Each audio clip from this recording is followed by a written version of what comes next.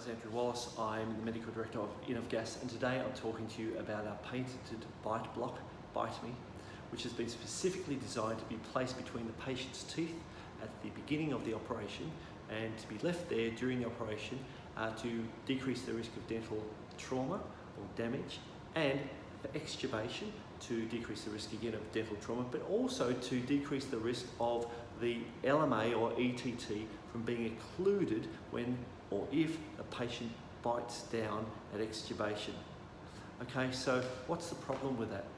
Well, there can be many problems with biting down. One of the big ones is that if you take a forceful inspiration against a closed glottis or a fixed obstruction, i.e. an LMA or ETT which has been clenched down and occluded, you have a high risk of negative pressure pulmonary edema developing.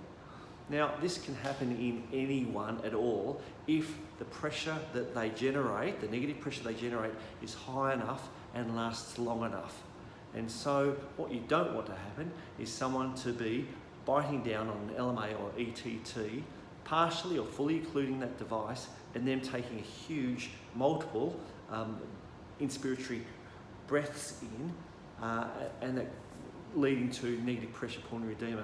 I've seen it in my clinical practice, and by having a really firm but still soft enough not to damage the teeth bite block in the airway decreases the risk of occlusion of the LMA or ETT, and therefore decreases the risk of this really serious outcome, negative pressure pulmonary edema. Remember, it can happen in otherwise well patients. Thanks very much for your time.